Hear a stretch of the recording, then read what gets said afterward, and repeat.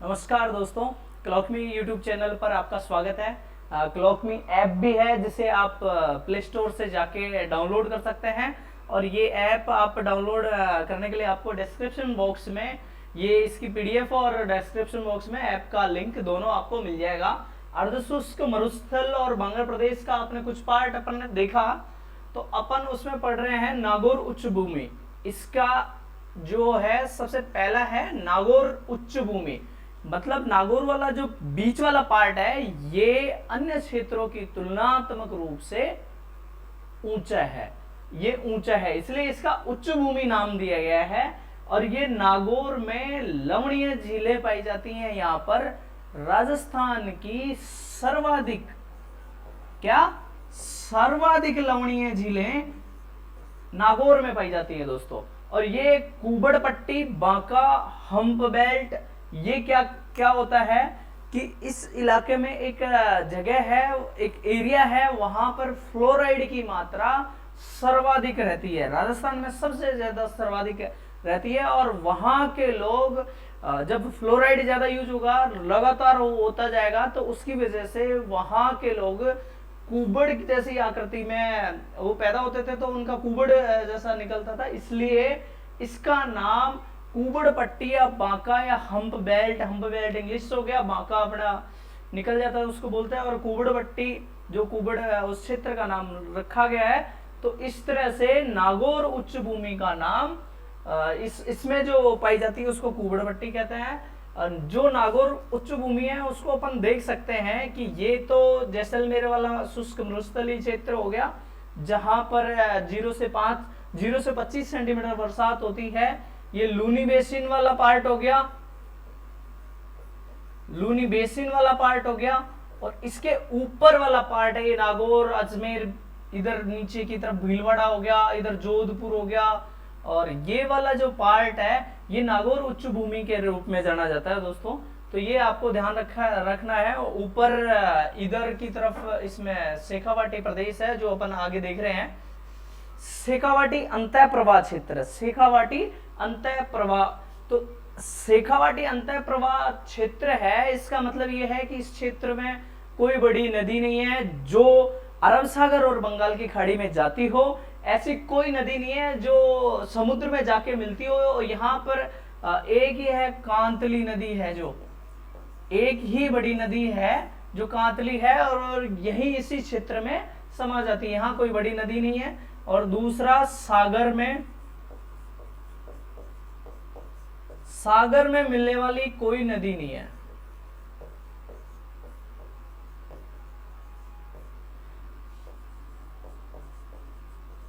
कोई नदी नहीं है।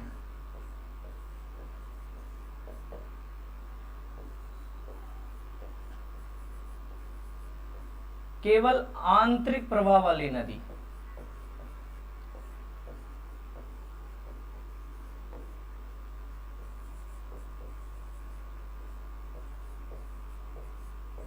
इस तरह दोस्तों अपन देख सकते हैं कि ये वाला पार्ट है, और इसमें क्या, इधर अरावली पर्वत श्रृंखला है, तो ये इधर से जाए, इधर नागौर उच्च भूमि है, इधर अरावली पर्वतमाला है, तो वो नदी अगर निकले, उसका ढलान इधर से इस तरफ है, तो इस तरह से इसका मतलब पानी जाए तो किधर जाए। तो ये क्षेत्र ऐसा है जहां पर समुद्र में मिलने वाली नदी नहीं है दोस्तों। तो ये चीज आपको देखनी है। ये छोटा सा है, आपको ध्यान में रखना है, छोटी छोटी चीजें हैं। इसके बाद ऊपर का ये घग्गर नदी बेसिन है, तो घग्गर नदी पुरानी नदी का वो है, तो ये अवशेष है। तो ये नदी इसमें बहती है, और ये नॉर्थ ईस्ट से साउथ वेस्ट की तरफ बहती है, मतलब दक्षिण, इसका प्रवाह है उत्तर पूर्व से दक्षिण पश्चिम। इसका प्रवाह है उत्तर पूर्व से दक्षिण पश्चिम। और ये कृषि भूमि वाली जगह है जहां पर खेती होती है, खेती अच्छी खासी खेती होती है। तो ये खेती होने की वजह से ये भूमि भी थोड़ी उपजाऊ उसकी हो गई है। तो इस तरह से घग्गर नदी वाला बेसिन है, और ये इसमें हनुमानगढ़, गंगानगर और बीकानेर का कुछ पार्ट ये इसमें आता है। तो आपको ये छोटी छोटी चीजें ध्यान रखनी है दोस्तों। अब अपन इसको पूरा कर चुके हैं ये, तो अब अपन देख रहे हैं कुछ अन्य महत्वपूर्ण तथ्य। महत्वपूर्ण तथ्य, ये दोस्तों महत्वपूर्ण तथ्य है। पहला है रन। रन क्या होता है? ये रन ऐसा होता है कि नमकीन जो झील होती है इस तरह से, और इसमें लवणीय पानी भर जाता है। ये क्या भर जाता है? लवणीय झील होती है।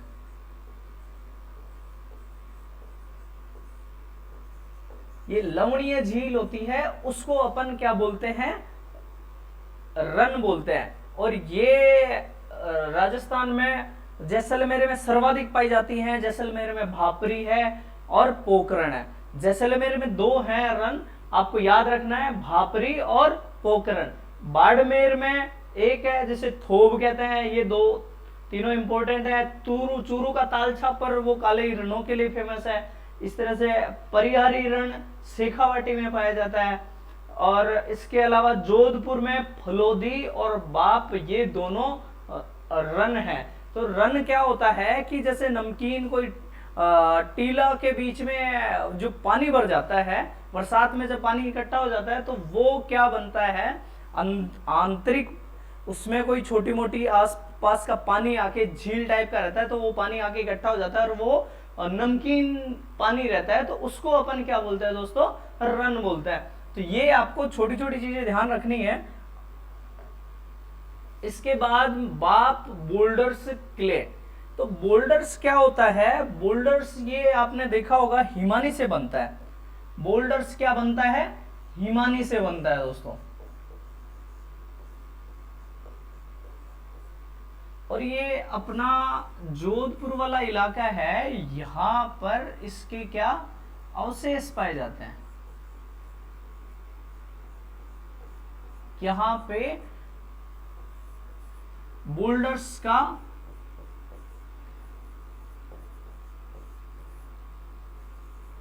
अवशेष पाया जाता है। मतलब ये हिमानी द्वारा, जो हिमानी के स्थानांतरण से जो बनता है उसको अपन बोल्डर्स बोलते हैं। तो ये हिमानी के अवशेष पाए जाते हैं। मतलब ये शो करता है कि कभी यहाँ पर हिमानी युग भी रहा होगा।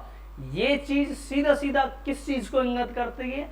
ये इंगित करती है कि महाद्वीपीय विस्थापन, प्लेटों का स्थानांतरण हर हाल में हुआ ही था, क्योंकि इस जगह पे अपन को कभी भी हिमानी जैसी स्थिति मिलना इम्पॉसिबल है। कभी हिमानी रही नहीं होगी जब तक कि अगर महाद्वीपीय विस्थापन और अगर प्लेटों का स्थानांतरण नहीं हुआ, तब तक ये चीज पॉसिबल नहीं है। इसके बाद अपन चौथा चीज देख रहे हैं, Akal wood fossil park. Akal wood fossil park. तो आक्कल का मतलब क्या होगा? आक्कल का मतलब क्या होगा? गांव। वहां पे गांव बोलते हैं आक्कल को। और वुड का मतलब क्या होगा? लकड़ी। और फॉसिल का मतलब क्या होगा? जीवाश्म। और पार्क का मतलब उद्यान हो गया। तो इसका नाम हो गया आक्कलवुड फॉसिल पार्क, मतलब गांव में लकड़ी का जो है और उसको उद्यान। तो इस तरह से इसका नाम से ही अपन को थोड़ा समझ में आ जाएगा कि ये फॉसिल का, लकड़ी का सबसे पहला, मतलब राजस्थान का लकड़ी के अवशेष, राजस्थान में लकड़ी के अवशेष यहां मिले हैं। कहां मिले हैं? यहां मिले हैं, राजस्थान में लकड़ी के अवशेष। ये जैसलमेर में है, ये जगह, इसकी लोकेशन जैसलमेर में है। राजस्थान का मरुद्यान भी इसको बोलते हैं। और इसका निर्माण जुरासिक काल में हुआ, जिसका टाइम 18 करोड़ वर्ष पूर्व था। कब था? 18 करोड़ वर्ष पूर्व। 18 से 13 तक जुरासिक का टाइम था। तो वो टाइम आपको याद रखना है। इसके जुरासिक काल में ये हुआ। और फॉसिल पार्क था, तो जुरासिक काल की ये, इसमें आपको वो भी देखने को मिले, खड़ीन या प्लाया झीलें। तो ये खड़ीन और प्लाया झीलें क्या होती हैं कि जैसे नॉर्मल बरसात का पानी इसमें भर गया, नॉर्मल बरसात का पानी भर गया, तो ये क्या बन गई, खड़ीन। ठीक है, और ये खड़ीन बन गई। तो इस खड़ीन से क्या हुआ कि जैसलमेर के लोगों ने, वहां पर पालीवाल ब्राह्मण थे, उन पालीवाल ब्राह्मणों ने कृषि करना शुरू किया। किसने किया, पालीवाल ब्राह्मणों ने। पालीवाल ब्राह्मणों ने कृषि करना शुरू करा, कृषि करना। पालीवाल ब्राह्मण कृषि करते थे, इससे खड़ीन से, तो कृषि करते थे, अपन ये लिखें, पालीवाल ब्राह्मण कृषि करते थे, किससे, खड़ीन से। और ये सबसे ज्यादा कहां पाए जाते हैं, खड़ीन है जो, खड़ीन सबसे ज्यादा जैसलमेर में पाए जाते हैं। आपको थोड़ा सा देख के रखना है कि भाई कहां ज्यादा पाए जाते हैं। तो ये जैसलमेर में यहां ज्यादा पाए जाते हैं, ये वाला इलाके में ज्यादा पाए जाते हैं। पश्चिमी, बिल्कुल पश्चिमी भाग में खड़ीन क्षेत्र है। इसके बाद अपन देखते हैं मरुस्थल का मार्च। तो मरुस्थल का मार्च का मतलब क्या है, ये मार्च क्या होगा, मार्च का मतलब हो गया स्थानांतरण, स्थानांतरण के साथ आगे बढ़ना, मतलब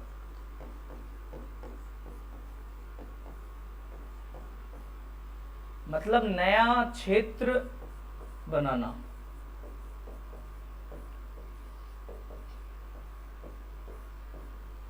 अपना जो मरुस्थल है ये क्या कर रहा है, मैं आपको मैप से बताता हूं। ये मरुस्थलीय क्षेत्र जो है, ये मरुस्थल वाला ये अपना अरावली है। तो अरावली के ऊपर वाला पार्ट है ना, ये वाला पार्ट, तो यहां से ये मरुस्थलीय भाग इधर की तरफ बढ़ रहा है। किधर बढ़ रहा है दोस्तों, इधर बढ़ रहा है, मतलब उत्तर पूर्व की तरफ बढ़ रहा है।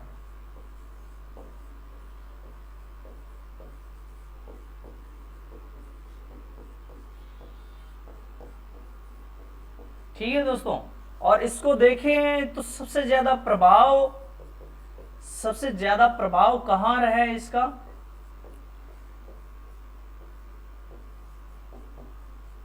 वो सबसे ज्यादा प्रभाव रहा है हरियाणा में, क्योंकि ये वाला पार्ट है हरियाणा का, ये वाला पार्ट है हरियाणा का। ये हरियाणा थोड़ा सही नहीं लिखा गया, इसको मैं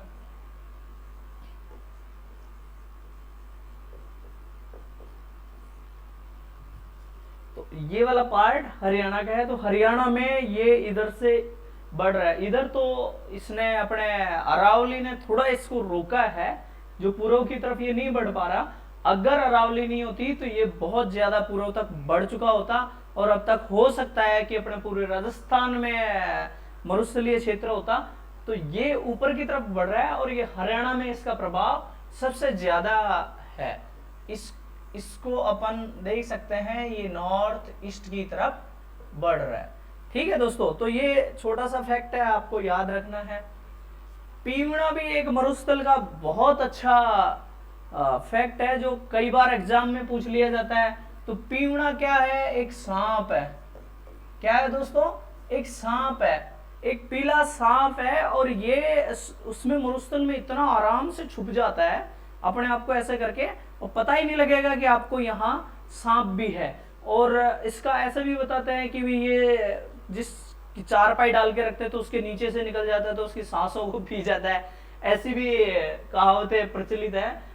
तो ये पीवड़ा सांप जो जैसलमेर में सर्वाधिक पाया जाता है, जैसलमेर में सर्वाधिक पाया जाता है, और इसकी प्रजाति केवल अपने राजस्थान में केवल जैसलमेर और इसी इलाके में पाई जाती है। अगर अपन मैप पे भी देखें तो यही वही पश्चिम का क्षेत्र, यहाँ पे पीवड़ा सांप पाया जाता है। तो ये केवल अपन देख सकते हैं इसको कि इस इलाके में ही पीवड़ा सांप पाया जाता है। तो ये पीवड़ा सांप भी आपको ध्यान रखना है, जैसलमेर भी याद रखना है। 2 फैक्ट याद रखने हैं बस। बालसन और पर्वत, बालसन क्या है, पर्वतीय भागों में जो झील बन जाती है उसको अपन बालसन कहते हैं। 2 पर्वत हैं, जैसे छोटे छोटे यहाँ पर्वत है, ऐसा एक पर्वत है, और इस पर्वत के इधर भी एक पर्वत है। अब ये बीच का भाग है, इसमें क्या हो गया, बीच के भाग में जल भर गया, ये जल भर गया, तो ये क्या बन जाएगा दोस्तों, ये जल भर गया, तो ये क्या बन जाएगा, बालसन। अब इसमें जल का सोर्स बाहर से नदी भी हो सकती है, कुछ और भी हो सकता है, ये पहाड़ भी ऐसा हो कि उससे पानी एकत्रित होता हो। तो आपको ये देखना है कि बालसन क्या होता है, कि ये एक झील होती है, और ये इसका उदाहरण अपन सांबर झील ले सकते हैं। सांबर झील एक बालसन का उदाहरण है, क्योंकि इससे आसपास के पर्वतों से पानी आता है, और वो पर्वतों के बीच में क्या है, एक छोटी सी झील है। राजस्थान की तो ये अच्छी सबसे बड़ा बालसन है, ये झील होती है बालसन, बस इतना सा आपको याद रखना है। धोरे और धरियन, धोरे क्या होते हैं, लहरदार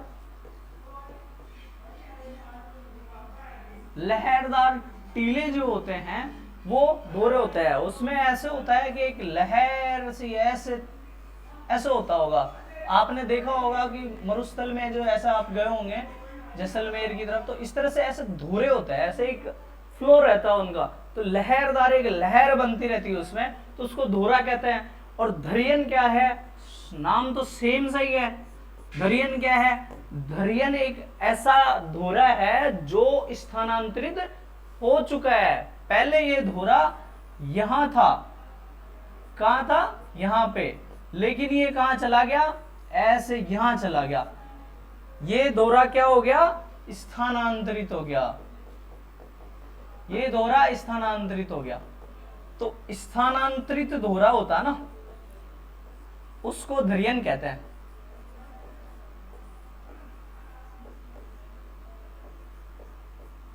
स्थानांतरित धोरे को धरियन कहते हैं। और धरियन और धोरे दोनों सबसे ज्यादा कहां पाए जाते हैं, जैसलमेर में। मरुस्थल सबसे ज्यादा कहां है, जैसलमेर में। तो ये छोटे छोटे फैक्ट्स याद रखो। अभी एक नखलिस्तान और मरु उद्यान, ओयासिस जिसे कहते हैं, ओयासिस देखते हैं। ओयासिस क्या है, एक झील है, इसमें पानी भरा है,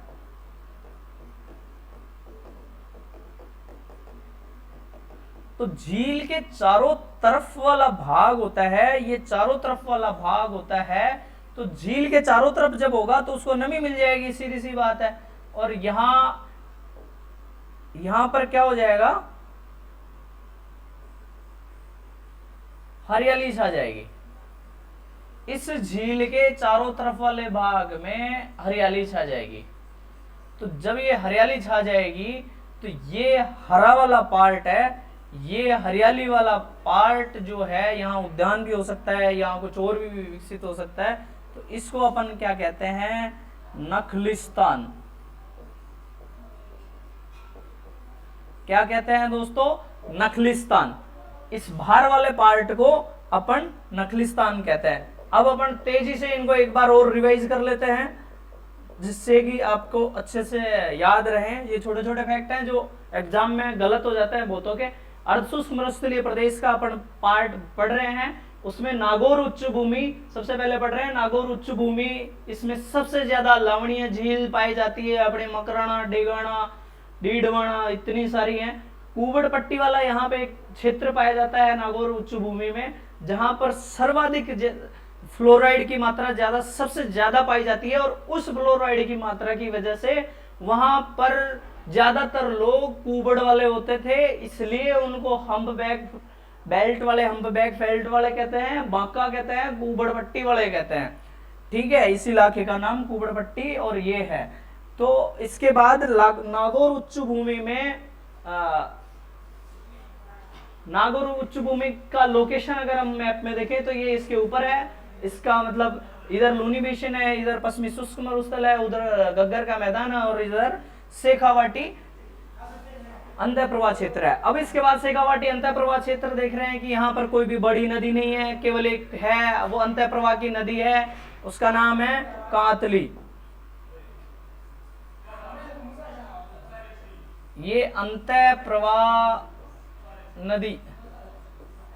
नदी है जो कांतली है, और सागर में मिलने वाली कोई नदी है नहीं है यहाँ पे, केवल आंतरिक प्रवाह की नदियां ही बहती हैं। और इसका आप लोकेशन देख सकते हैं कि ये नागौर उच्च भूमि है, नागौर उच्च भूमि के ऊपर इधर अरावली है और उसके ऊपर घग्गर नदी बेसिन है, ये वाला घग्गर नदी बेसिन है। तो आपको बस ये लोकेशन आप ज्यादातर जानते होंगे, तो ये चीज आपको ध्यान रखनी है। और इसके बाद घग्गर नदी बेसिन देखते हैं, तो इसमें इसका प्रवाह है जो उत्तर पूर्व से दक्षिण पश्चिम में है और कृषि भूमि वाली जगह है, यहाँ पर अच्छी खासी खेती होती है।